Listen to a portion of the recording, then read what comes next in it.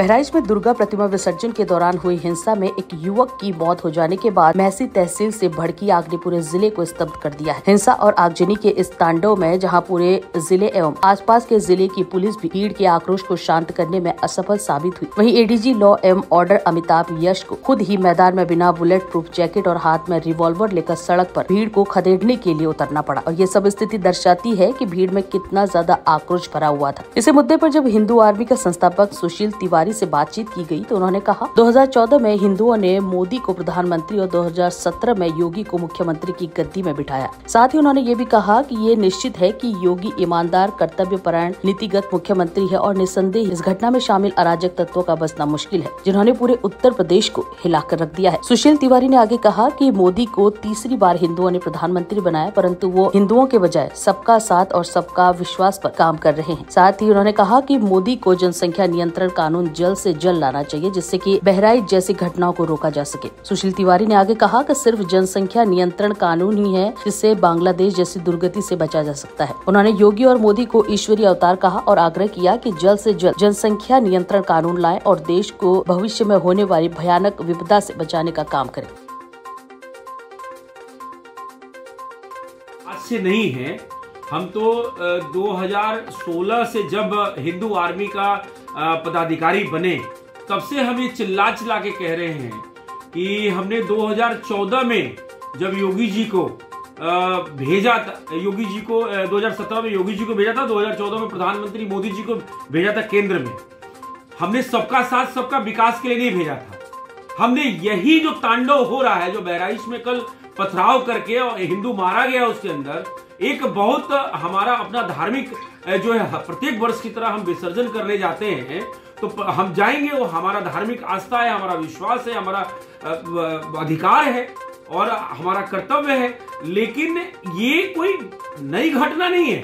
ठीक है, आज हमारे उत्तर प्रदेश में एक बहुत ही मतलब कर्मठ और जिसके नियत पर कोई डाउट नहीं कह सकता, ऐसा मुख्यमंत्री हमारे पास है। इन विधर्मियों की कुटाई करेगा और उन्होंने एक हत्या करी है, उससे ज्यादा मुझे लगता है कि 100 के बराबर या 1000 के बराबर वो सजा देंगे और सजा उनको मिलेगा। यहाँ न्याय व्यवस्था है क्योंकि यहाँ योगी जी हैं। लेकिन मेरी जो चिंता आज है, मेरी जो चिंता है वो आज से नहीं, मैं कई वर्षों से हमारी संगठन और तमाम हिंदू संगठनें जो कई वर्षों से मुद्दा उठा रही है कि आज जब योगी राज है, मोदी राज है, तब ये स्थिति है। जब ये नहीं रहेंगे, जो असदुद्दीन ओवैसी कहता है कि योगी मोदी नहीं रहेगा तब क्या तू करेगा, तो ये बात सही है। इसी को रोकने के लिए जो हमारा अभियान जो जनसंख्या नियंत्रण का पिछले कई वर्षों से चल रहा है कि ये इनका एक लक्ष्य है।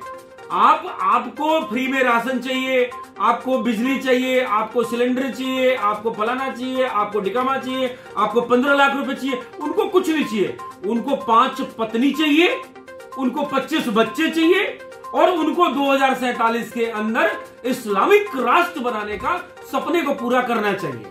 उनका गजवाए हिंद का सपना पूरा होना चाहिए।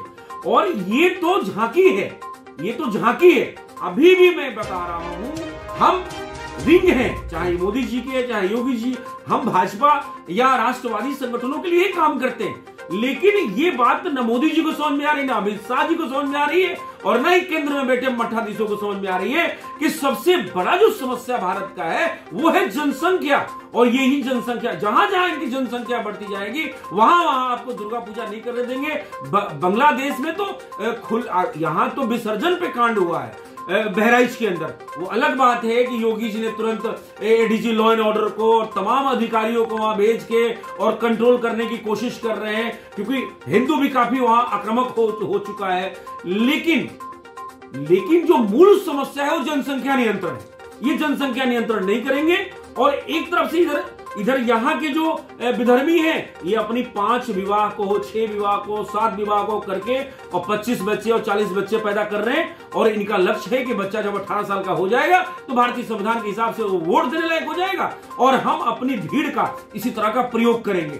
पूरे देश के जितने भी बाजार हो या इनके धर्म स्थल हो, आप समझिए वहां पत्थर और हथियार रखे हुए, ये पूरी तैयारी में है।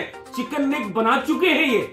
बंगाल, आसाम आप अगर इधर नॉर्थ ईस्ट चले जाइए तो वहां से लेके और इधर आप नेपाल और उत्तराखंड के रास्ते जब आते हैं तो ये पूरी तरीके से एक चक्रव्यूह की रचना हो रही है। मैं ये मोदी जी की किसी भी इच्छा शक्ति पे डाउट नहीं है। उन्होंने राम मंदिर बनाया, उन्होंने 370 वहां से हटाया और आज के डेट में वहां चुनाव भी हुए। वो अलग बात है कि मोदी जी सबको फ्री में राशन बांटे, वो वोट तो देते नहीं है, लेकिन इनका जो ये प्रेम है ना, विधर्मी प्रेम, ये इससे जो है हम हिंदू संगठनों को बड़ा विचलित करता है कि आज हमने 5 साल दिया, फिर 5 साल दिया और फिर 5 साल दिया।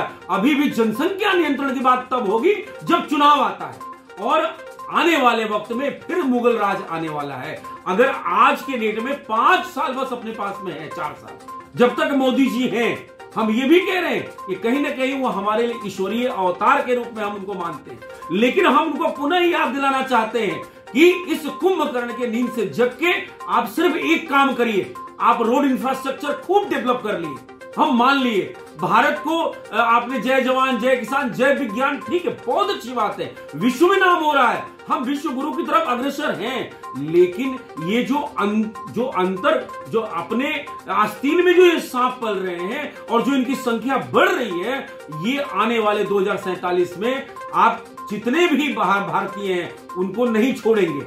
और जितने भी ब्यूरोक्रेट्स हैं, चाहे वो हिंदू हो, चाहे सिख हो, चाहे जैन हो, आप एक बात मैं आपको बता दूं कि ब्यूरोक्रेट से सोचता है कि आज हम जो है बहुत बड़ा जो है अपना घर बना लिए हैं, अपने लड़के को IAS बना दिए हैं, अपने लड़के को PCS बना दिए हैं, अपने लड़के को विदेश अमेरिका भेज दिए हैं और यहाँ पे हमारे पास 10,000 गज में घर है, 2 लाख एकड़ का हमारे पास फार्म हाउस है। तो उन अधिकारियों को बताना चाहता हूं कि वो फार्म हाउस, यही भीड़ कल को छीनने वाली है। इसलिए आपको भी, ब्यूरोक्रेट्स को भी, केंद्र सरकार को ये सुझाव देना चाहिए कि कोई काम मत करो, जनसंख्या नियंत्रण पे काम करो।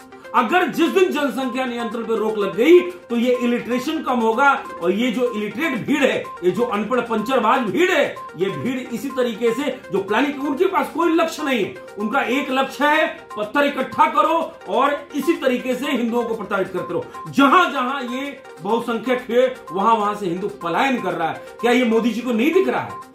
आज 5 वर्ष नहीं हुआ, 10 वर्ष नहीं हुआ, हम तीसरा टेन्योर आपको दे चुके हैं और इसमें भी लगभग 1 साल होने वाला है। आप कर क्या रहे? जनसंख्या नियंत्रण पे काम करने में इतनी इच्छा शक्ति में कमी क्यों है? हम तो यही कह रहे हैं। हम तो बताएं आपको, कई हमारे लोग धार्मिक गुरु हैं, कई हिंदू नेता है, कहते हैं हिंदू सो रहा है, हिंदू सो रहा है, हिंदू सो रहा है, हिंदू से बड़ा मूर्ख कोई नहीं है। मैं ये कहता हूं हिंदू सो कहां रहा है? हिंदू जो है 2014 में पूर्ण बहुमत का आपको सरकार दिया, उसके बाद में फिर 2019 में पूर्ण बहुमत का सरकार दिया, फिर 2024 में पूर्ण बहुमत का सरकार दिया। हिंदू का जो काम है वो वोट करना है, वो आपको गद्दी पे बैठ कोई बात बोलते हैं, आप हेट स्पीच बोल के उनको जेल में बंद कर देते हैं, पिंकी चौधरी को जेल में बंद कर देते हैं, प्रीत सिंह को जेल में बंद कर देते हैं। तो हम भाई संवैधानिक प्रक्रिया में नहीं है, हम न संसद न विधायक है, न राज्यसभा में है, तो हम कैसे कानून बनाए? कानून तो मोदी जी को बनाना है, कानून तो उन सांसदों को बनाना है जिनको हमने यहां से भेजा है। तो उनको भेजा था कि भाई कानून बना के अब आप जो है जितने भी अवैध ये बाजारें और जितने भी इनको आप वक्फ बोर्ड को खत्म करिए। वक्फ बोर्ड अभी तक प्रोसेस चल रहा है, आपके पास सरकार है, फास्ट करिए। जिसे फास्ट आप कहते हैं कि फास्ट ट्रैक का कोर्ट चलना चाहिए, आप फास्ट ट्रैक में क्यों नहीं चल रहे? आप टाइम नहीं है, अगला टेन्योर में इनकी जनसंख्या और बढ़ जाएगी, 2029 के चुनाव में इनकी जनसंख्या और बढ़ जाएगी और आप देखिएगा 2029 में हम लाख हिंदू कोशिश कर लें, वो ये सरकार नहीं बनने देंगे। 2027 में हम लाख जग के योगी जी को वहां बैठाने को प्रयास कर लें, ये नहीं बनने देंगे। आज ये इंडी गठबंधन के रूप में आ रहे हैं, आज ये तमाम रूपों में आ रहे हैं और ये एक हो जा रहे हैं। और आपने देखा कि लोकसभा चुनाव में जो हम 2014 का या 2019 का हमारा जो परिणाम था, वो परिणाम आज 2024 में क्या रहा?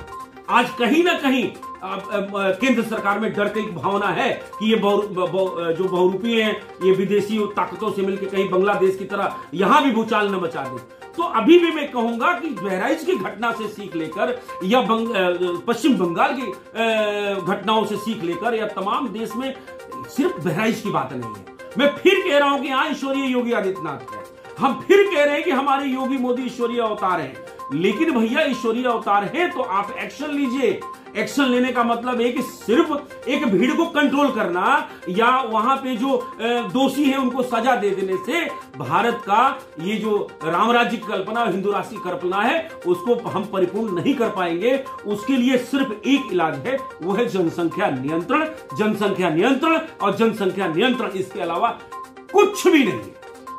एक सवाल और के दौरान हुआ हो या मूर्ति विसर्जन दौरान, तो जब भी ये मस्जिद के आगे से निकलते हैं तभी इन पे पथराव होता है, तो ऐसी दशा में आप क्या कहें? अजान तो उनके वहाँ भी होती है, अगर डीजे हम लोग बजाते हैं वो मस्जिद में अजान देते हैं, आवाज़ तो दोनों की आती है, तो हमारे लिए भेदभाव क्यों व्यवहार किया जाता है प्रशासन द्वारा? देखिए, हम जो प्रार्थना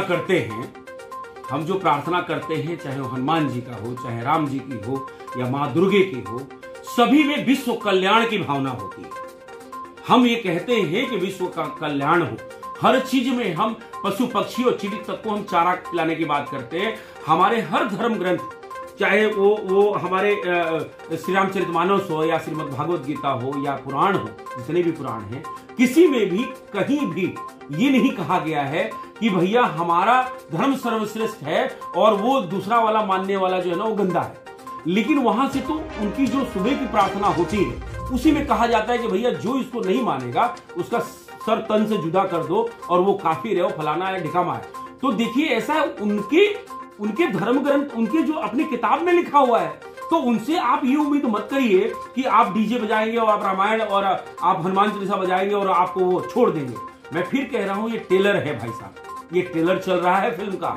ऐसी कोई पॉलिसी आनी चाहिए ना।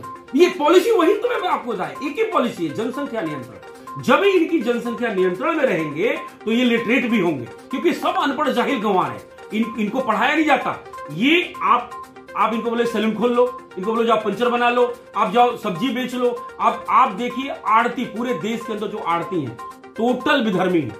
और मैं तो कहता हूं, मैं राष्ट्रवादी लोगों से की हम बात नहीं करते, लेकिन आज जो मूल समस्या है वो घुसपैठ है। आज मूल समस्या जनसंख्या है। आज बांग्लादेशी घुसपैठिए 3 करोड़ प्रत्येक वर्ष भारत के अंदर आ रहे हैं।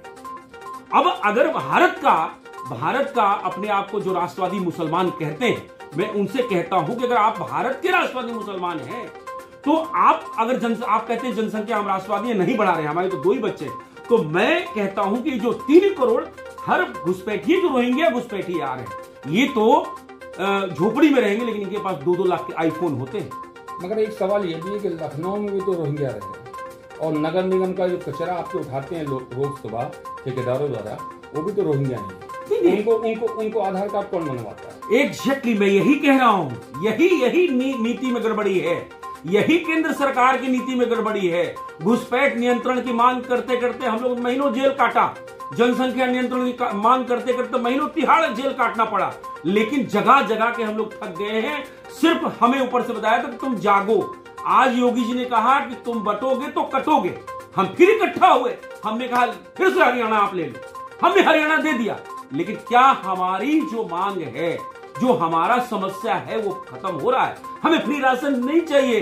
फ्री राशन तो वही रोहिंग्या घुसपैठिए लेकर और बहराइच जैसे घटनाओं को दोहरा रहे हैं। फ्री राशन लेते हैं, उनको काम नहीं करना है और उसके बाद में 25-25 बच्चे पैदा करते हैं और कब्जा कर लेते हैं। फिर जो है भारत सरकार या राज्य सरकार जो है उनको आवास भी दे देती है, फ्री का आवास, प्रधानमंत्री आवास योजना में ले लो भैया, क्यों तुम्हारा तो आधार कार्ड बना है, लेखपाल आएगा सर्वे करके जाएगा, भैया तुम होगे बांग्लादेशी होंगे घुसपैठिए, लेकिन तुम्हारा तो आधार कार्ड बना हुआ है। क्योंकि हमारे देश में केजरीवाल जैसे लोग हैं जो दिल्ली में उन्होंने बिल्कुल रेड कारपेट रोहिंग्या घुसपैठियों के लिए बिछा रखा है। उनका विधायक उनका जो है वो वकालत करता है कि वो भी इंसान है। अरे भैया तुम बांग्लादेश में हमें रहने, हमारे कुछ % हिंदू है वहां रहने नहीं दे रहे हो, और तुम वहां के लोगों को बांग्लादेशी रोहिंग्या घुसपैठिया एक बहुत बड़ी मूल समस्या है। और उसी के साथ जनसंख्या नियंत्रण, ये बहुत बड़ी, मतलब ये बहुत बड़ा समझ लीजिए पॉइंट है। इस बात को अगर केंद्र सरकार और राज्य सरकारें,